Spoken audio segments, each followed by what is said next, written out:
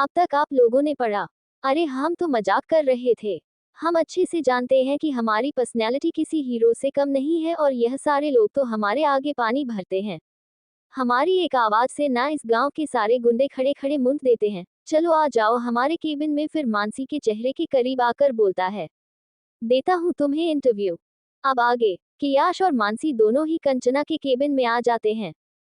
क्रियाश और मानसी दोनों ही टेबल के एक साइड की चेयर पर जाकर बैठ जाते हैं और कंचना अपनी हेड चेयर पर जाकर बैठ जाता है। मानसी की बात सुनकर कंचना हंसते हुए बोलता है, अरे मैडम आपने तो आते ही सवाल जवाब करने शुरू कर दिए। कुछ चाय नाश्ता कीजिए, फिर आराम से बैठकर करते हैं इंटरव्यू। फिर कंचना जोर से चिल्लाते हुए बोलता है, अरे ओ हवलदार जरा छोटू को बोलो कि 3 कटिंग चाय लेकर आए और कुछ नाश्ता पानी लेकर आए। फिर मानसी की तरफ देखकर बोलता है, अरे मैडम हमारे यहाँ की कटिंग चाय पेंगे, ना तो शहर की कॉफी भूल जाएंगी। इतनी अच्छी बनती है हमारे यहाँ की कटिंग चाय। कंचना की बात पर मानसी बस हल्का सा मुस्कुरा देती है। दूसरी तरफ दिल्ली में एक लड़की मॉल के बाहर स्कूटी पर बैठी हुई थी और स्कूटी का हॉर्न जोर जोर से बजा रही थी। एक लड़की मॉल से बाहर निकलते हुए जोर से चिल्लाकर बोलती है, तू पागल हो गई है नित्या, इतनी जोर जोर से हॉर्न क्यों बजा रही है? आ रही थी ना, मेरी शिफ्ट अभी खत्म हुई है और मैं बस कपड़े चेंज करके ही आई हूँ। इतनी देर में तूने पूरे सड़क को सर पर उठा लिया।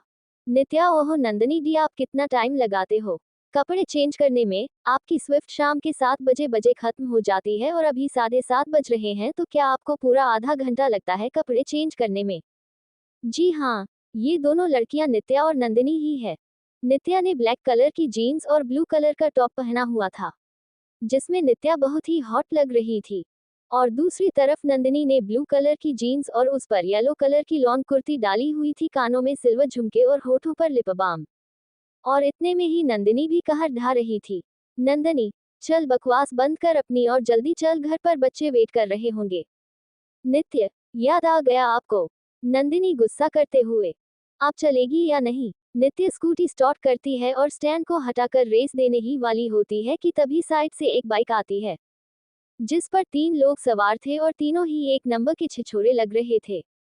और वह लोग जानबूझकर नित्या की स्कूटी में टक्कर मारते हैं, जैसे नित्या और नंदिनी नीचे गिर जाती हैं, जिससे नित्या और नंदिनी दोनों को ही बहुत गुस्सा आता है और नित्या उन तीनों आदमियों पर चिल्लाकर बोलती है, अबे साले सुअर की औलाद, आंखें फूट गई है तेरी, दिखाई नहीं देता? अंधा हो गया क्या? नित्या की गाली सुनकर आसपास के लोग भी वहीं रुककर उन दोनों को देखने लगते हैं। और वह तीनों लड़के भी बाइक को मोड़कर वापस से नित्या और नंदिनी के पास आ जाते हैं। तभी उनमें से एक लड़का बोलता है, साली तूने हमें गाली दी, तू शायद भूल रही है कि ये दिल्ली है, दिल्ली। यहाँ तुझ जैसी लड़कियों को दिन दहाड़े सरेआम मार दिया जाता है और कोई उन्हें बचाने नहीं आता। नित्या भी गुस्से में फुल एटीट्यूड में जाकर उन तीनों लड़कों के सामने जाकर खड़े हो जाते हैं और बोलती है, तू जरा उंगली लगाकर दिखा, मैंने भी तेरा हाथ ना तोड़ दिया तो मेरा नाम भी नित्य भारद्वाज नहीं। तभी नंदिनी नित्या का हाथ पकड़कर उसे पीछे खींचते हुए बोलती है, तू पागल हो गई है क्या? क्यों छिछोरे लोगों के मुंह लग रही है? तभी दूसरा लड़का बोलता है, अबे ओ छिछोरा, किसको बोला तूने? नित्य नंदिनी से अपना हाथ छुड़ा दी है और उस लड़के को बोलती है, छिछोरे को छिछोरा नहीं बोलेंगे तो और क्या बोले? और वैसे भी तेरे जैसे हराम के पिल्ले को ना छिछोरा भी कहना इज्जत देने के बराबर ही है। नित्या की बातों पर तीनों लड़कों को बहुत गुस्सा आता है और उनमें से एक लड़का नित्या का शर्ट का कॉलर पकड़ लेता है। और फिर वह लड़का नित्या को अपने करीब खींचकर बोलता है, वैसे खूबसूरत तो तू बहुत है, बिना कपड़ों के और भी ज्यादा खूबसूरत लगेगी। क्या बोलती है? उस लड़के ने इतना बोला ही था कि एक जोरदार वार उसके सर पर होता है और उस लड़के के सर से खून निकलने लगता है और उस लड़के की एक दर्दनाक चीख दिल्ली की सड़कों पर गूंज जाती है, क्योंकि नंदिनी ने एक कांच की बोतल उसके सर पर दे मारी थी। और सभी लोग हैरानी से उन दोनों लड़कियों को देख रहे थे और कुछ लोग तो अपना फोन निकालकर वीडियो बनाने लगे थे। फिर वह दोनों लड़के भी आगे आते हैं तो नंदिनी और नित्या दोनों ही उन लड़कों से भीग जाती हैं। इस समय सड़क पर एक घमासान युद्ध चल रहा था, जिसमें 2 लड़कियां उन तीनों लड़कों को बुरी तरीके से मार रही थी। और सभी लोग इस नज़ारे का मजा ले रहे थे और कुछ लोग उनकी वीडियो बना रहे थे। तभी वहां पर पुलिस आ जाती है और उन तीनों लड़कों को अरेस्ट करके वहां से ले जाती है और उन दोनों लड़कियों को शाबाशी देती है। उसके बाद नित्य और नंदिनी दोनों ही घर आ जाते हैं और घर आकर आराम से दोनों सोफे पर बैठ जाते हैं। थोड़ी देर बाद में नंदिनी तो अपने कपड़े चेंज करने के लिए चली जाती है और नित्य टीवी ऑन करके टीवी देखने लगती है और तभी सामने चल रही खबर को देखकर नित्या के हाथ पैर कांपने लगते हैं और नित्या के हाथों से रिमोट नीचे गिर जाता है। दूसरी तरफ मुंबई में एक आलीशान बिल्डिंग जिसके ऊपर राठौर कॉर्पोरेशन लिखा हुआ था, उस बिल्डिंग के टॉप फ्लोर में एक लड़का बहुत ही गंभीर होकर अपने लैपटॉप पर काम कर रहा था कि तभी एक लड़का उसके केबिन के डोर को खटखटाता है और अंदर आने की परमिशन मांगता है।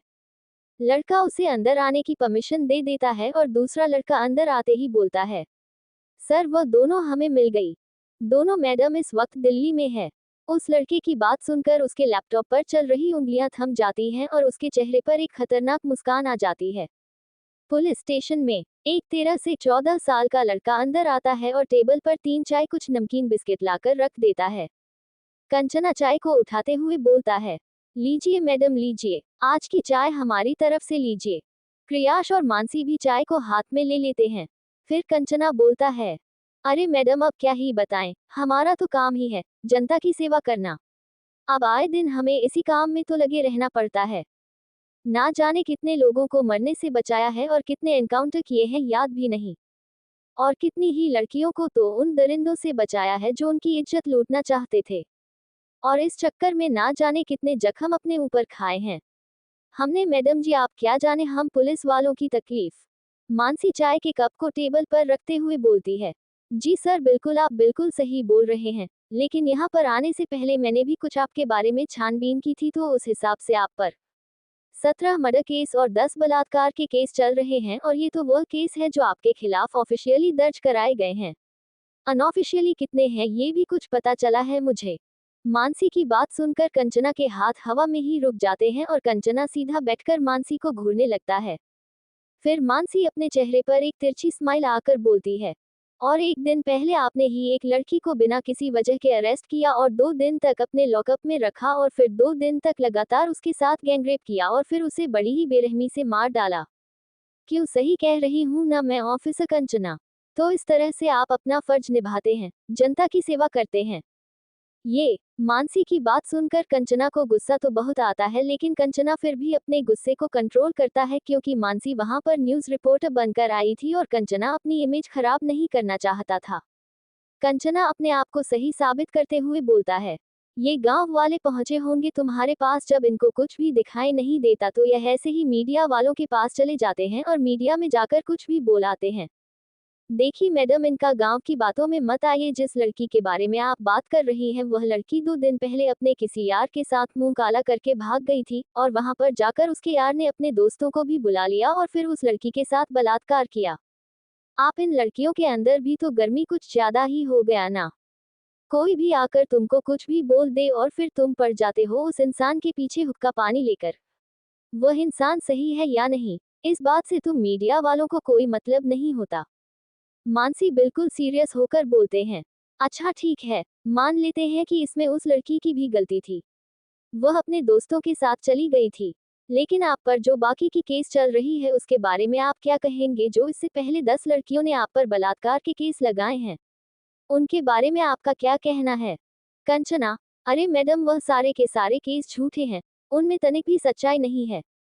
कंचना के इस तरह बार बार झूठ बोलने पर अब मानसी को गुस्सा आ जाता है और मानसी गुस्से में तंज कसते हुए कंचना को बोलती है, सही बोल रहे हैं सर, आप सभी केस झूठे हैं, बस एक आप ही तो सच्चे हैं। 17 साल की लड़की को अपने लॉकअप में जबरदस्ती बिना किसी केस के 2 दिन तक बंद रखते हैं और उसके साथ गैंगरेप करते हैं और आप सच्चे हैं, आप सच बोल रहे हैं, बाकी के सभी लोग झूठ बोल रहे हैं, है ना? वैसे इतने घटिया काम कैसे कर लेते हैं आप, या फिर आप ही ऐसी ही घटिया गंदी नाली की पैदाइश है? कंचना गुस्से में चिल्लाते हुए बोलता है, ओ मैडम तमीज से बात कर, यह मत बोल कि तू भी उसी लॉकअप में है जिस 17 साल की लड़की के बलात्कार का इल्जाम तो मुझ पर लगा रही है। कहे तो तेरे साथ भी कर दिखाऊं, अच्छे से समझ में आ जाएगा कि मैं इतनी घटिया हरकतें कैसे कर लेता हूँ। फिर कंचना मानसी को ऊपर से नीचे तक अपनी हवस भरी नजरों से देखते हुए बोलता है, उसके साथ इतना मजा नहीं आया, साल इतनी खूबसूरत नहीं थी ना जितनी तू है, कसम से तेरे साथ तो बहुत मजा आएगा। कंचना की बात सुनकर मानसी और क्रियांश दोनों को ही बहुत गुस्सा आता है। मानसी जो चाय हाथ में लेकर बैठी थी, गुस्से में वही चाय कंचना के मुंह पर फेंक देती है। मानसी की इस हरकत पर कंचना का गुस्सा भी आउट ऑफ कंट्रोल हो गया था। कंचना गुस्से में मानसी को थप्पड़ मारने वाला था, लेकिन उससे पहले मानसी पेपरवेट उठाती है और उसके सर पर दे मारती है। कंचना अपने सर को पकड़कर जोर से चिल्ला देता है। कंचना की आवाज को बाहर बैठे पुलिस ऑफिसर भी सुन लेते हैं और कंचना की आवाज सुनकर सभी के सभी पुलिस ऑफिसर एकदम से अंदर आ जाते हैं। ऑफिसर कंचना को देखते हैं तो उसके सर से खून निकल रहा था और कंचना दर्द से चिल्लाते हुए बोलता है, इस लड़की को पकड़ो, इसने इसने मुझे। इतना सुनते ही सभी पुलिस वाले मानसी और प्रियांश को पकड़ने के लिए आगे बढ़ते हैं, लेकिन तभी मानसी और प्रियांश भी अपने आप को डिफरेंट करते हुए उन लोगों से लड़ना शुरू कर देते हैं। प्रियांश और मानसी दोनों ही अपने आप को बचाने के लिए काफी मशक्कत कर रहे थे, लेकिन पुलिस वाले काफी सारे थे जिस वजह से मानसी और प्रियांश उनके घेरे में आ जाते हैं और 3 पुलिस वाले मानसी को पकड़कर जमीन पर लेटा देते हैं। तभी कंचना मानसी के पास आता है और मानसी को ऊपर से नीचे तक देखता है। मानसी इस वक्त 3 लोगों से अपने आप को छुड़ाने की कोशिश कर रही थी। 2 लोगों ने मानसी के दोनों हाथों को पकड़ रखा था और एक पुलिस ऑफिसर ने मानसी के पैरों को पकड़ रखा था। कंचना अपनी शर्ट निकाल कर फेंक देता है और फिर अपनी पैंट की बेल्ट भी निकाल कर फेंक देता था। कंचना घुटनों के बल मानसी के पास बैठ जाता है और मानसी के बालों को पकड़कर उसके चेहरे को ऊपर उठाते हुए बोलता है, तुझे जाना था ना कि उस लड़की के साथ रेप कैसे हुआ। सॉरी सॉरी, गैंग रेप कैसे हुआ, अब मैं तुझे बहुत अच्छे से समझा लूंगा। उसके साथ सिर्फ 3 लोग थे, लेकिन तेरे साथ यहाँ पर खड़ा हर एक ऑफिसर अपनी प्यास बुझा जा तुझसे अच्छे से बताएगा कि बलात्कार होता क्या है। कंचना की बात सुनकर मानसी के चेहरे पर डर की एक भी शिकन नहीं आती, बल्कि मानसी मुस्कुराते हुए कंचना को बोलती है, मुझे छूकर बहुत बड़ी गलती कर दी तूने, अब जो तेरे साथ होगा ना वो तू सोच भी नहीं सकता। मरने तू वैसे ही वाला था, लेकिन मरने से पहले अपनी शरीर की हर एक हड्डी को अब टूटते हुए देख। मानसी अकाउंट करने लगती है, 1 2 3। कंचना बड़ी हैरानी से मानसी की बात सुन रहा था और उसकी इस अजीब सी मुस्कान को भी देख रहा था।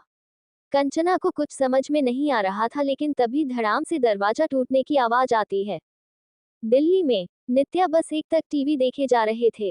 इतने में नंदिनी भी कपड़े बदल कर आ गई थी और नित्य को इस तरह बेसुध होकर टीवी देखते हुए नंदिनी नित्या को बोलती है, तुझे क्या हो गया, ऐसे क्या घूर घूर के टीवी को देख रही है, न्यूज़ देख रही है या फिर कोई भूत देख लिया उसके अंदर। नंदिनी ने अभी भी न्यूज़ की तरफ नहीं देखा था। नंदिनी नित्य को देख रही थी और अपनी शर्ट के बटन को सही कर रही थी। नित्या नंदिनी को गुस्से से घूरते हुए बोलती है, अभी तक तो हम अपनी जिंदगी के भूतों से बचे हुए थे, लेकिन अगर आप जैसी बहन जिंदगी में कुंडली मारकर बैठी हो तो भला मुसीबत और भूत और राक्षसों से कैसे बचा जा सकता है। नंदिनी नित्या को अजीब नजरों से देखते हुए बोलती है, क्या हो गया तुझे, ये क्या अनाप शनाप बोल रही है। नित्या, क्या हो गया है तुझे, इतना बोलकर नित्या आगे आती है और नंदिनी को पीछे पलट देती है। अब नंदिनी का ध्यान न्यूज पर जाता है जिस पर अभी दोपहर में हुई नित्या और नंदिनी के झगड़े की न्यूज फ्लैश हो रही थी। अब नंदिनी के भी हाथ पैर कांपने लग जाते हैं और नंदिनी नित्या को डरते हुए बोलती है, यह क्या कर दिया हमने, अब वो दोनों राक्षस हमें ढूंढ लेंगे। उन्हें तो अब तक पता चल चुका होगा कि हम दिल्ली में हैं। नित्या गुस्से में नंदिनी को घूरते हुए देखती है और फिर बोलती है, मुझे मत घसीटे, आपने ही लड़ाई शुरू की थी। मैं तो बस उससे सिर्फ मुंह से झगड़ा कर रही थी, लेकिन आप में ही चंडी मैया समाए और बोतल उठाए और मार दी। उसके सर पर क्या जरूरत थी उसके सर पर बोतल मारने की आपको। नंदनी, हाँ हाँ चल ठीक है, मैं मानती हूँ कि मेरी ही गलती थी, लेकिन अब जल्दी से सामान पैक कर हमें यहाँ से अभी के अभी निकलना होगा, इससे पहले कि वो दोनों नीली आंखों वाले राक्षस हमें आकर ढूंढ ले और हमें पकड़ ले। नंदिनी अपने कमरे की तरफ सामान पैक करने के लिए जैसे ही पलटती है, उतने में दरवाजे की डोरबेल सुनाई देती है। डोरबेल को सुनते ही नंदिनी और नित्या दोनों को ही डर लगने लगता है और डर की वजह से नंदिनी और नित्या दोनों को ही पसीना आने लगता है। नंदिनी नित्या को बोलती है, तू जाओ और जाकर दरवाजा खोल। नित्या, मैं क्यों जाऊं, आप जाओ ना दरवाजा खोलने, आप मुझसे 5 मिनट बड़ी हो तो आप जाओ दरवाजा खोल ले। नंदिनी नित्य को घूरते हुए देखती है तो वह बोलती है, ऐसे घूरो मत। अच्छा एक काम करते हैं, दोनों ही साथ में चलते हैं और एक साथ दरवाजा खोलते हैं। फिर नंदिनी और नित्या दोनों ही एक दूसरे का हाथ पकड़ते हुए दरवाजे के पास जाते हैं और फिर डरते डरते दरवाजे को खोल देते हैं। जैसे ही नंदिनी और नित्या दरवाजा खोलते हैं तो दरवाजे पर काले कपड़े पहने हुए बॉडीगार्ड्स खड़े थे।